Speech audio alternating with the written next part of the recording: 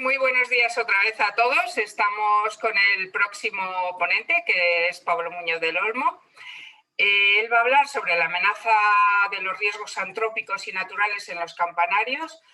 Pablo es jefe de Bomberos y Protección Civil del Ayuntamiento de Cuenca, es coordinador de la Comisión Técnica de Prevención de Incendios y Emergencias del Grupo Ciudades de Patrimonio de la Humanidad de España, es presidente de la Fundación Fuego, forma parte de la Comisión de Seguimiento del Plan Nacional de Emergencias y Riesgos en Patrimonio, ha formado parte de las comisiones de redacción de los planes de autoprotección, planes de actuación ante desastres en archivos y bibliotecas y planes de salvaguarda de varias instituciones culturales, entre otras del Museo Thyssen-Bornemisza, y ha dirigido varias acciones formativas con diseños curriculares adaptados a bomberos y mandos intermedios, tanto en España como en Chile y otros países. Pablo, muchísimas gracias, cuando quieras.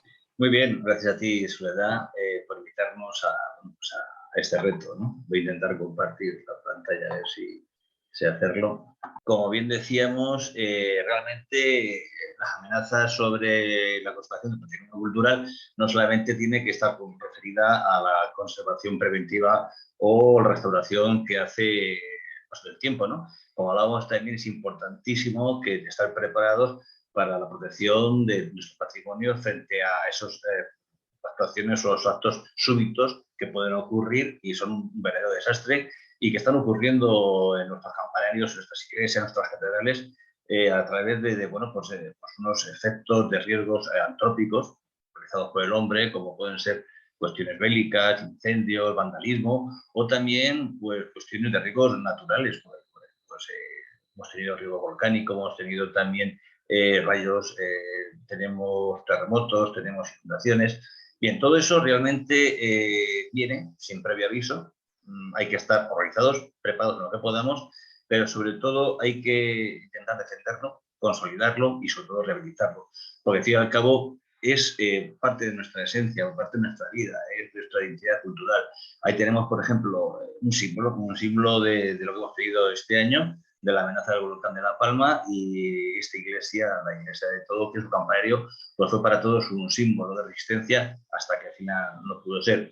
Pero para todo, yo siempre cuando me decía Soledad, no reparaba, ¿no? Pero siempre la plaza del pueblo, del sonido de las horas, del aviso de la misa y otros sistemas que realmente, cuando estoy investigando el tema de las campanas, pues oye, siempre ha habido una relación muy estrecha entre los avisos de las campanas y los incendios, porque antes no existía WhatsApp, no existía medios de comunicación, pero sí existían el sistema de comunicación a la población más importante en general, que eran los campanarios, las campanas. Y realmente investigando, hemos encontrado con Fernando, con Alfredo Delgado de Ávila, que fue en su momento, pues este bando que era alcalde de Ávila, del año 1874, donde había un servicio de campanas en caso de incendio, en el que realmente cómo tenía que organizarse la ciudad, pues por distritos que tenía la propia parroquia en caso de enfermedad, y bueno, según fuera un distrito más importante o menos, van sonando una campana, dos toques de campana, etc. La verdad era un sistema de organización importante y que siempre estaba unido al mundo de las emergencias. Pero bueno, ¿qué tenemos que tener en cuenta a la hora, como factores de estudio, a la hora de trabajar en ese tipo de emergencia? Nosotros tenemos en cuenta. Nosotros tenemos en cuenta, cuando hablamos de estructuras de este tipo, sobre todo los materiales, qué materiales están hechos.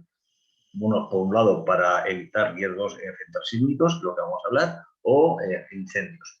La disposición y estructura de ese campanario y, bueno, pues el peso que pueden tener esas campanas. Respecto a los materiales, para nosotros lo más importante es que pueden ser, aparte de la mampostería, la piedra, etcétera, la fábrica que tenga de ladrillo, que tenga la construcción de esa estructura, la madera de roble que suele tener principalmente los campanarios. El estudio es que tiene un grado de humedad bastante bajo, pero es muy dura, es de alta densidad, tiene unos 150 kilogramos por metro cúbico y sobre todo el punto de ignición es muy alto, 330 grados centígrados.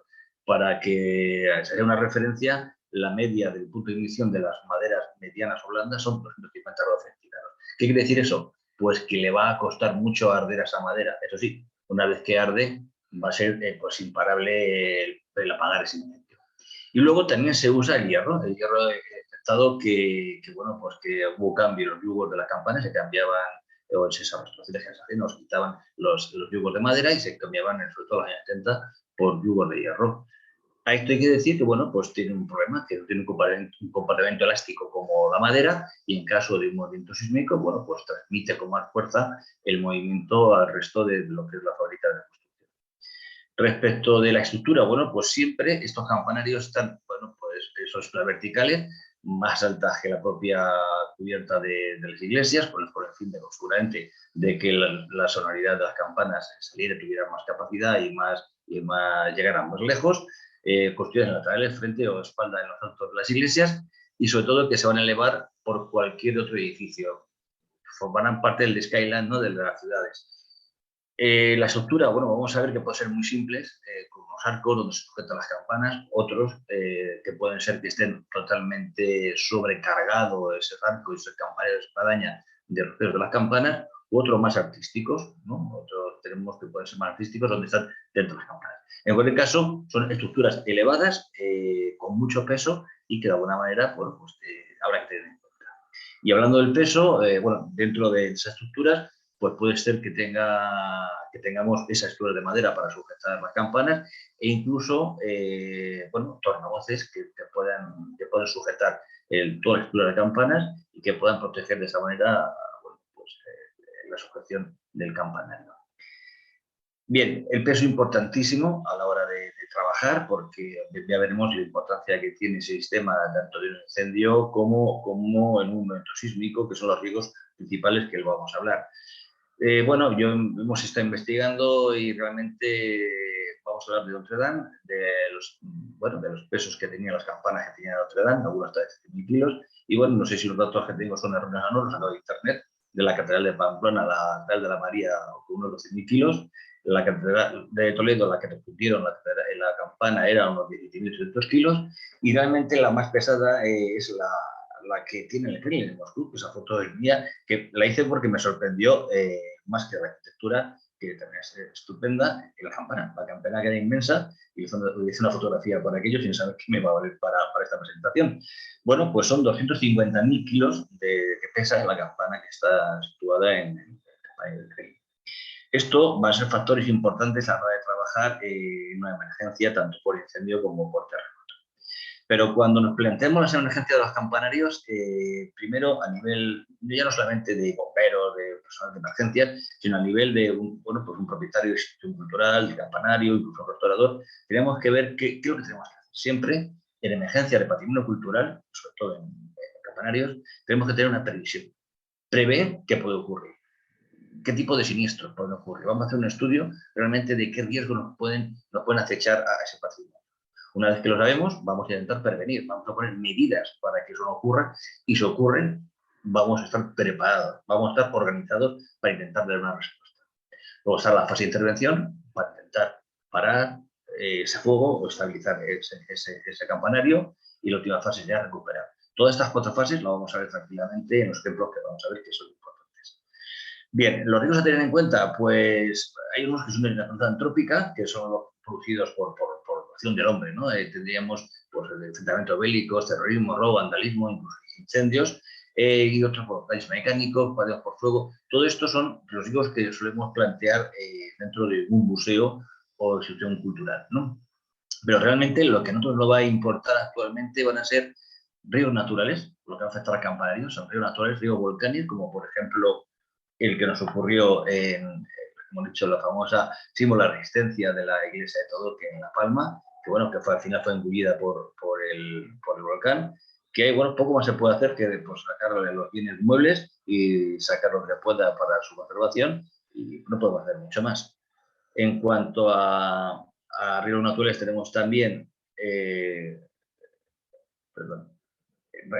la caída de rayos, como la tuvimos en León, y también, bueno, como riesgos antrópicos podemos tener en los incendios, que pueden ser por un descuido, por vandalismo, incluso por alguna cuestión bélica, como ha ocurrido en la guerra actual, ¿no?, que existe en Ucrania, sobre todo en la región del Donbass, donde esa labra de madera ardió completamente la retirada del ejército.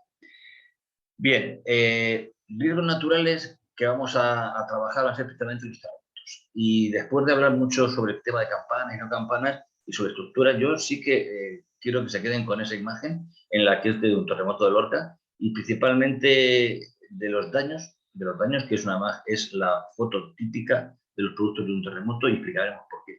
Los daños que tenemos en los arcos, los daños que tenemos justamente en los reforzos y en las columnas. Para introducir, obviamente no creo que los participantes en la jornada conozcan mucho del mundo de las emergencias. Nosotros tenemos varias plagas tectónicas, la del Atlántico, la del Mediterráneo, y realmente tenemos la afectación principal que puede tener por movimientos sísmicos es en el suroeste de España y bueno, en parte algo en la zona de Pirineos. Si vemos esta imagen, que es de fuentes del Instituto Geológico Minero, que bueno, son personas excelentes, son técnicos de talla mundial, que además tienen referencia en estudios de trabajo, de investigación, y bueno, muchas de las diapositivas que voy a presentar ahora son de sus propios trabajos de presentación de lo que han realizado. Vemos que todos esos puntos azules son movimientos sísmicos que han ocurrido en la península ibérica y en Canarias, y veremos la abundancia que existen, aunque haya movimientos que no estemos habitualmente por nosotros, ¿no? Sino a través de simulacros. Bien, este gráfico veremos que el entorno de 500 años principalmente es el sureste de España, pero puede ocurrir que, aunque no sean zonas donde tenga movimiento sísmico importante, ocurra por repercusión de otros, como puede ocurrir con el terremoto de Lisboa el año 1155, que afectó pues a la Catedral de Astorga, a la iglesia de Navarrete e incluso a la Catedral de Coria, como veremos ahora. Los efectos de ese terremoto hizo que hubiera rotación de la linterna de la iglesia, de la catedral, y una caída, parte de la media naranja dentro de lo que era la catedral y la caída del cuerpo posteriormente. E incluso estudiaron que la rotación que tenía en ese pináculo había sido en el sentido de la rueda del reloj y producida por el terremoto. Esto es un trabajo de investigación a lo largo del año para ver las influencias que tienen los vientos sísmicos. Pero a nosotros lo que nos importa realmente es cómo funciona un movimiento sísmico. Las vibraciones instantáneas que pueden tener pueden ser principalmente por la formación del terreno, que lo que nos va a hacer va a ser un movimiento de vibración de las edificaciones que tengamos sobre la superficie. Principalmente, ¿qué va a afectar? Pues va a afectar dentro de lo que sean los campanarios a los arcos, que lo va a desplazar principalmente. Va a haber giros en bloques de silla y columnas, incluso, como hemos visto, columnas caídas y rotas o reventadas. Nosotros esto lo vamos a ver principalmente porque en las patologías por sismos, el movimiento del terreno, en función de donde sea la dirección, la fuerza sísmica va a ser contraria en la parte superior de la construcción. Por lo tanto, cuando veamos este tipo de grietas, el movimiento de los edificios, veremos que ha tenido movimientos de terreno en ambas direcciones. Cuando veamos que vamos a ver el principal problema que tenemos dentro de los arcos de los campanarios es que la carga dinámica horizontal que tiene el riesgo sísmico va a ser una deformación rápida y principalmente va a actuar en las dovelas, principalmente en la clave del arco. En esta imagen vamos a ver cómo de alguna manera afecta principalmente a las dovelas del arco, principalmente a su clave, y de ahí parten unas piezas importantes que de alguna manera subsanar. ¿Qué hay que hacer con esto? Bueno, vamos a ver la acción, porque un terremoto es imparable, un terremoto no podemos hacer nada, sino simplemente estar preparados. Lo importante de un terremoto son principalmente las réplicas. ¿Por qué es importante que un terremoto hagamos y actuemos para consolidar esa estructura y que no, si viene una réplica, no va a caer? Puesto que, pues aquí vemos en el terremoto de Vina Romana, en la localidad de Filaner de Emilia, en la iglesia que era del siglo XIV, el primer terremoto, el primer movimiento sísmico fue de 6,1 y a las 12 horas lo que quedaba, que era otra parte de la zona de la torre del campanario, pues cayó y realmente no dio tiempo a esa sujeción. Por lo tanto, es importante que, existen posibilidades que nosotros trajimos en su momento del terremoto del L'Aquila, lo que han hecho ahí los bomberos de Italia, y eso, pues, nos informamos, nos formamos y empezamos a formar a los bomberos de Ciudades Patrimonio y la Agencia de Ciudades tiene información sobre este tema y, sobre todo, a la Unidad Militar de Emergencias, que van a ver ahora, bueno, por la actuación que hicieron. Simplemente son actuaciones rápidas, intervenciones que no duran más de 5 o 6 horas y se pueden establecer y se pueden sujetar esos campanarios. Importante en la gestión de los riesgos sísmicos en patrimonio cultural es, primero, hay que dar una respuesta inmediata en caso de emergencia. Segundo, habrá que hacer una rehabilitación puntual y después una reconstrucción. De todas las etapas que existen en este desastre sísmico, la más larga, la más duradera y la más costosa siempre es la tercera, ¿no? ¿Por qué? Pues porque la reconstrucción y la recuperación se hacen complejas porque siempre por el yaque, ¿no? Ya que estamos, vamos a hacer esto, vamos a intentar, hay que hacerlo rápido, pero ya que estamos, vamos a dejarlo de otra manera, vamos a intentar reducir el riesgo futuro o vamos a mejorar las nuevas instalaciones con unas nuevas construcciones. Todo eso puede dar a que, bueno, pues tengamos la rehabilitación se tarde en el tiempo y, bueno, haya que hacer un sistema de sujeción de esa estructura para que si viene otro movimiento sísmico no caiga. Como ejemplo, vamos a poner 2 ejemplos. El terremoto que hubo en Alucemas el 16 y el terremoto que hubo el año pasado en la Sierra Vega de Granada. El terremoto de Alucemas, bueno, pues se hace cerca de Alucemas, cerca de la Melilla. En cuestión fue en la escala 6,3 a 10 kilómetros de profundidad y realmente hubo casi 1.600 réplicas hasta marzo del 16, que fue la información que nos aportó el IGME en esa zona.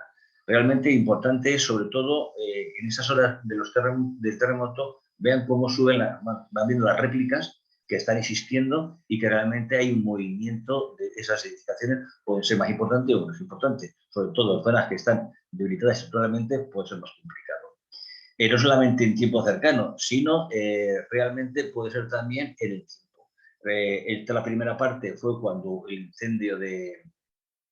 terremoto se produjo y después de varios días más tarde, casi aproximadamente, hubo otra réplica.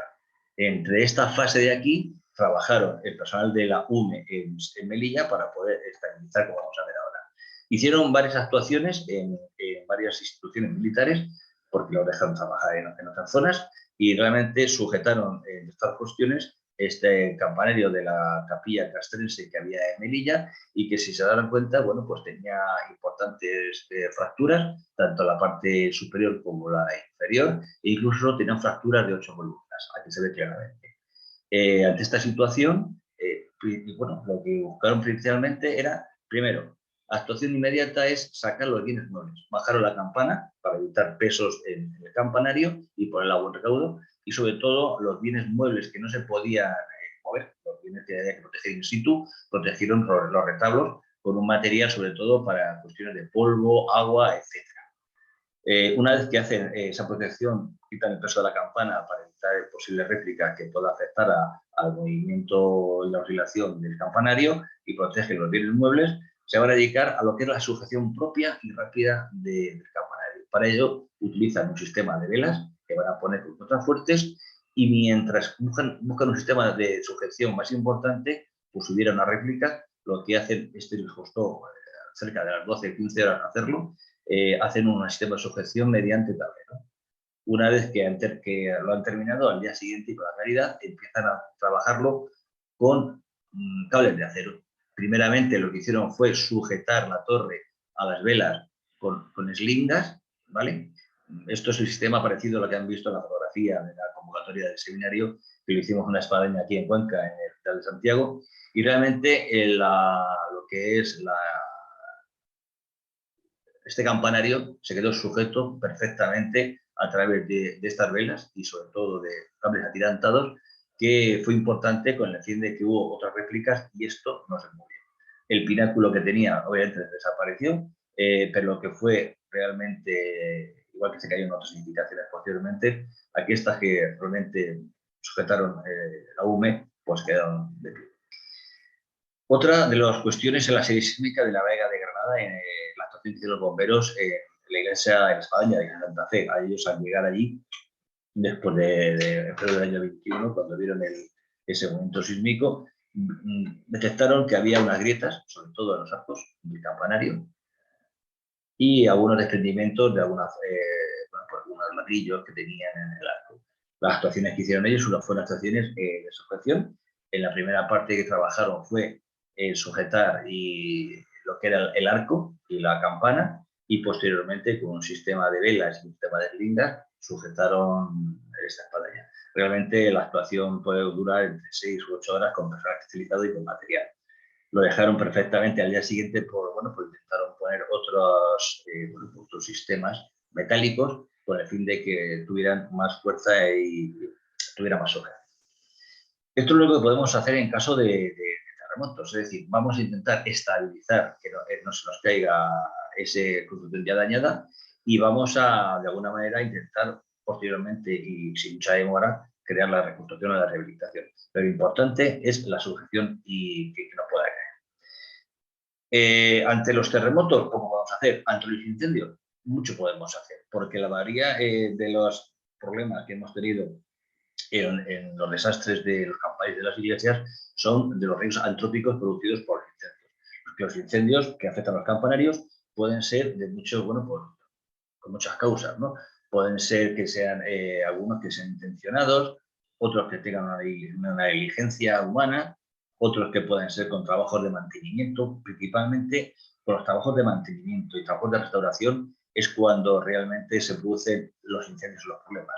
Esas estructuras de los siglos XV, XVI, XII, XIII e incluso XVIII, nunca nadie sube arriba, os tiran solamente los campaneros y realmente no pasaba nada hasta aquí. Los trabajadores suben a la instalación y puede ocurrir este incendio. Tenemos por cuestiones de instalaciones eléctricas y también tenemos incendios intencionados. Realmente las cosas de los incendios patrimoniales tenemos como intencionados casi un 23,5%, causas eléctricas un 20%, y sobre todo obras de reforma y mantenimiento un 15%. La importancia sobre todo de causas eléctricas y obras de reforma. Los intencionados poco podemos hacer más allá de poner sistemas de seguridad y vandalismo, pero sí que tenemos que poner el énfasis en las causas eléctricas y las obras de reforma y mantenimiento. Para ello, ¿qué tenemos que hacer? Hablábamos al principio que teníamos que tener un sistema de prevención. Vamos a prever qué puede ocurrir. Vamos a evaluar el riesgo que podemos tener de incendio o de otros frente a las amenazas potenciales, ¿vale? Que pueden ser naturales por un rayo, accidentales o provocadas. Vamos a ver la vulnerabilidad de nuestro campanario. ¿Tiene madera? ¿Qué tipo de madera? ¿Cuánta madera tiene? ¿Qué grado de combustibilidad tiene ese campanario? Y sobre todo, ¿qué medios tenemos? ¿Qué medios materiales y humanos para esa prevención, para el rescate o la protección? Una vez que hemos hecho esa previsión, vamos a prevenir. ¿Cómo vamos a prevenir? Pues vamos a reducir qué estudio, o sea, cómo podemos reducir el riesgo de incendios e instalaciones. Para eso vamos a adecuar las instalaciones eléctricas, si están en desuso o están viejas, vamos a actualizarlas, vamos a poner instalaciones de protección contra incendios, con el fin de que este plan de mejoras, una formación de mejoras, valga para reducir el riesgo de incendio y sobre todo habrá que contar con qué plazos lo vamos a hacer y sobre todo tener una coordinación presupuestaria visible. Importantísimo programar rutinas de control y mantenimiento. De lo que he podido ver en el seminario, pues todo se atiende a la electrificación, a la mecanización y las visitas rutinarias de los campaneros, ¿no? A tocar la campana, a subir, a bajar, no existe, con lo cual pues esta situación actual de riesgo, de que no sube nadie, pues puede crear un problema de falta de mantenimiento o un desastre. Para ello, importantísimo, cuando se produce un incendio, lo importante es tener una detección de incendios. ¿Cómo? Bueno, existe un detector, lo habrán visto siempre, un detector que puede ser óptico o puede ser térmico o iónico, y bueno, es el típico detector que suele ponerse para detectar el fuego, porque realmente lo que detecta este tipo de detectores es el humo, los productos de la combustión que llegan a esta cámara iónica. Lo que nosotros recomendamos es que se ponga siempre detección por aspiración, sobre todo en estructuras de madera, sobre todo en cubiertas de madera y en campanario. ¿Por qué motivo? Pues por el motivo de que esto funciona de distinta manera. La madera arde y al arder, antes de producir el humo, se descompone en un gas. En la pirólisis, el efecto de descomposición de la madera, produce gases y lo que hace este sistema que cada 30 segundos testea el ambiente de la zona, va a absorber ese gas y va a ver que hay un error, hay un problema. Y se va a anticipar a detectar ese incendio antes de que incluso el humo salga de la propia combustión de la madera. Eso es costoso, pero realmente se está poniendo en cubierta como el Museo de Alcázar de Segovia y bueno, se pueden ponen en sitios ocultos donde además el acceso para el mantenimiento sea limitado, se suba poco por allá. ¿Por qué me van a decir extintores? No hablo de extintores. Sí, extintores habrá que tener para una primera actuación, pero cuando el incendio de un campanario o de una cubierta, como ahora veremos en Notre Dame, a 330 grados centígrados esté ardiendo, ya les digo que con un extintor no se va a apagar. Hará falta sistemas más importantes de líneas de agua y de intervención. Pero es importante que tengamos al menos un sistema primario para poder hacer frente al incendio en esa primera intervención. Por lo tanto, habrá que tener extintores cercanos, principalmente en esa zona de polvo o de agua, para poder hacer la primera actuación. Y luego habrá que intervenir. Para eso hay que elaborar un plan de actuación en caso de incendio. Si ocurre un incendio, ¿qué hacemos? ¿A quién llamamos? ¿Qué hacemos nosotros? ¿Qué medios tenemos? Vamos a formar una red de colaboradores. Vamos a buscar a los bomberos de nuestra zona, a los más cercanos, a los voluntarios de protección civil, a la policía local. Son gente preparada en cómo saber intervenir en una emergencia. Y sobre todo, bueno, pues no está de más de estar dentro del plan regional que tengamos de emergencias y sobre todo el apoyo de patrimonio regional y bueno, pues poder contar que en un momento dado con la UME en caso de fuerza mayor, ¿no? Un nivel 2 de intervención. Diseñamos los protocolos y sobre todo vamos a hacer una hoja de ruta. Partimos de aquí, no tenemos nada, bueno, vamos a hacer en un tiempo qué vamos a hacer, ¿no? Hacer otros protocolos, vamos a ver cómo vamos a subir una vez al mes, una vez a la semana al campanario, o vamos a ver en caso de incendio qué tenemos que hacer o qué medios tenemos que aplicar. Hemos hablado de la madera y la madera realmente es el elemento primordial que existe en la construcción de edificios y de construcciones antiguas, pero la madera es combustible. Le dirán, si esto es combustible, ¿por qué la ponemos? Porque realmente dentro de un incendio, pues al final es el material que por su densidad y por su contenido de humedad y sección, pues es el material más estable que puede existir dentro del incendio. ¿Por qué? Porque las maderas se someten a la acción del fuego, no colapsan por pérdida de resistencia mecánica de la madera, sino por la pérdida de sección, porque poco a poco, ahora vamos a ver cómo van perdiendo su sección y hay un momento que son débiles porque por una sección para soportar el peso que tenían, ¿no? Porque el fuego va a atacar a la madera haciéndola arder por la parte concéntrica exterior. Va a hacer que arda exteriormente, pero poco a poco aquí la parte interior está manteniendo su potencia de resistencia mecánica. El problema es que, aunque esto hace, poco a poco el carbón hace una resistencia al fuego, poco a poco se va a consumir interiormente la madera hasta que llega un momento en que, bueno, pues en que no puede resistir. Esta sería un poco la visión que tendríamos dentro de una sección, después de un incendio, de una viga que tiene una afectación importante. Que va perdiendo sección y por lo tanto perderá el sistema portante de los pesos que a que esté destinada. Un repaso, no sé cómo voy de tiempo, un repaso importante es ¿qué ocurrió en Notre Dame? ¿Qué pasó allí? El Notre Dame era un símbolo importante mundial, y no solamente mundial, sino que las campanas de Notre Dame marcaban siempre los grandes acontecimientos de la historia de Francia, desde la proclamación de reyes hasta noticias importantes que se daban y luego pues, se transmitían al resto del país. Nosotros tenemos un estudio importante, como decía Soledad, sobre qué pasó en Notre Dame, pero he querido investigar, he querido saber qué pasaba con las campanas de Notre Dame, porque uno de los objetivos, veremos, de los bomberos en Notre Dame era proteger la campana Emanuel, la campana que estaba en la torre norte de la catedral, por el peso que tenía y porque si eso caía toda la cubierta de la catedral. Por lo tanto, estoy investigando, ¿no? Estoy investigando de qué existía en Notre Dame y realmente, pues en su conjunto llegó a tener hasta 20 campanas, ¿no? Desde se creó la catedral hasta que cayó, puede tener 20 campanas. La referencia más antigua que se conserva es desde el siglo XIII, que tenía 8 campanas en la torre norte. En el siglo XIV, aparte de las que tenía en la torre norte, se mencionan otras 6 campanas que tenían en la primera flecha, porque Notre Dame tuvo 2 flechas. La primera que se hizo en el 1220 y 1230 y se desmontó, hizo la fotografía de la flecha desmontada en 1786, y la segunda que fue construida por la que cayó, que fue en agosto de 1859. Bien, retrocediendo, en el siglo XV se instalan dos bordones en la Torre Sur y bueno, pues luego más adelante, en 18, pues hay 7 campanas en la flecha, 3 en el transepto norte que se da para la masonería del reloj. La casi totalidad de las 20 campanas que existían en ese momento fueron destruidas con la Revolución Francesa. Y bueno, pues igual que todas las campanas de Francia, que fueron fundidas y utilizadas para hacer monedas y cañones. La restauración que hace Viollet, como he dicho, en el 19, pues rehabilitó los campanarios y sobre todo prepararon un sistema para acompañar al bordón de Manuel, que es la única campana que existía en ese momento, ¿vale? Estas campanas que se fundieron era porque no funcionaban adecuadamente, el tono no era el adecuado y bueno, las fundieron y hicieron otras con el fin de crear una paleta sonora de Notre Dame adecuada a lo que había en el siglo XVII. Actualmente, con el incendio del 15 de abril del 19, pues antes se alojaban 16 campanas, estaban en la Torre Sur 2 y 8 campanas en la Torre Norte. En la flecha central había 3 campanas.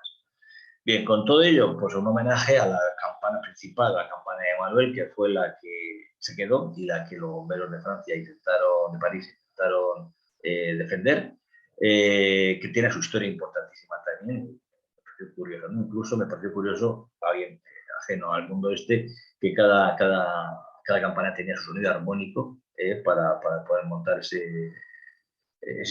armonía, ¿no? Ese programa de sonidos y de música para poder crearlo.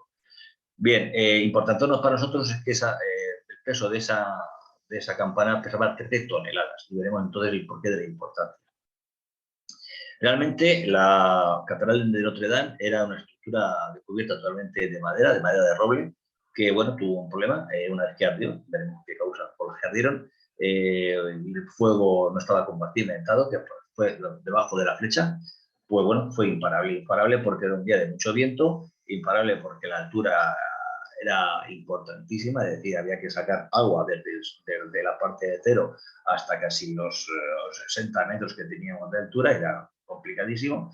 Y bueno, pues el problema cuando los bomberos llegan a esta zona, lo veremos, ven que es imparable el fuego, es muy complicado acceder hacia las torres. Vamos a ver un vídeo de realmente cómo se accedía.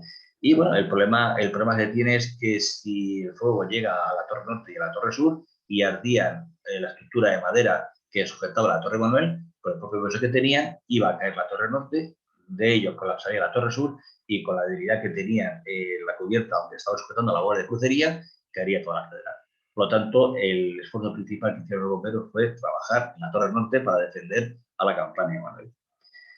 La aguja se dio por perdida, la aguja pesaba 500 toneladas de madera y 210 toneladas de plomo, es la filera de casi 700 toneladas de peso que tenía, cayó, mucho de ese peso obviamente desapareció al integrarse con la madera por el incendio, pero cayó sobre la propia cubierta y con ello las campanas. El acceso a la cubierta, y el acceso igual a la zona de la Torre de Norte, era algo parecido a esto. Imagínense a 800 grados de temperatura, con la piedra totalmente caliente, era un perfecto horno para intervenir los bomberos de París. Ahora sí, subieron arriba de subida y dentro del campanario pararon las llamas que iban a afectar a la estructura del campanario para poder defender que no cayera esa campana y con ello la torre norte y la torre sur después. Eso es la imagen de la cubierta de Notre Dame, en la que van a ver que era un verdadero bosque de madera de roble, un bosque, bueno, pues centenario y que el que lo hizo realmente no pensaría que en el futuro iba a existir energía eléctrica, iba a existir otros sistemas de movimiento y de propagación y distribución de esa madera de roble de alta grado, como hemos dicho. Bien. El incendio se origina, como hemos dicho, en la obra de restauración cerca del andamio, debajo de la aguja, y poco a poco con el viento que había, empezó a propagarse hacia el norte y hacia el sur y en todas las direcciones. Realmente el problema que tenían ellos, bomberos de París, era sujetar el incendio y que no afectara a las torres, a la torre norte ni a la torre sur. Dieron por perdido toda la cubierta. con los medios que tenían, el agua la sacaban del Sena a través del sistema de bombas, importantísimo, porque las escaleras suyas no llegaban y tenían que subir interiormente por las torres para defender esas llamas y ese calor, que no afectara y no hubiera una utilización de la madera de roble. Bueno, lo defendieron, lo trabajaron y pudieron sacarlo adelante. El desarrollo del incendio, bueno, pues se origina en un tiempo, la verdad que se tarda mucho en avisar a los bomberos por los ajos ajenas. Es importantísimo tener un buen sistema de detección de incendios que avise a alguien, es decir, no puede ser que nos enteremos del fuego, como pasó aquí, cuando el fuego sale por la cubierta, ¿no? Y dice, oye, está ardiendo Notre Dame. Es imparable más en días de mucho viento como fue este. Y bueno, el proceso se originó, dicen, en la cubierta, debajo de lo que era el andamiaje, donde es debajo de la torre de la flecha. En cuestión de pocas horas se expandió durante toda la cubierta y cayó la flecha. ¿Realmente la explosión y las causas? Pues como siempre dicen que pueden ser una mala instalación eléctrica en el juego de las campanas, ¿vale? Que se botaban en la aguja. Otros dicen que puede ser obreros que trabajaban en la restauración de la aguja del templo, que sí, que, bueno, pues que fumaban, pero que tenían todo controlado, y sobre todo que el incendio, la policía francesa, se hizo debajo de la aguja del tejado, y están hablando sobre un montacargas que estaba en reparación como posible causa del origen del fuego. Es decir, estamos en una obra de restauración intentando arreglar o restaurar un monumento, cuando no ponemos énfasis, protocolos de actuación de tanto de riesgo eléctrico como de sistema de manipulación de movimiento. ¿Falló las alarmas? Bueno, pues no fallaron las alarmas. Vamos a ver que tenían detectores de incendios, vamos a ver que tenían extintores de incendios, pero ya les digo yo, que ante un incendio tan voraz como ese, el extintor ya no hace nada, por mucho que subamos ahí arriba y intentemos apagarlo. Sí recomiendo a todos que sepan utilizar un extintor, es decir, que el extintor es una herramienta muy importante, y que se pongan en contacto con bomberos de su localidad o con personal de protección civil y les enseñen a utilizarlos.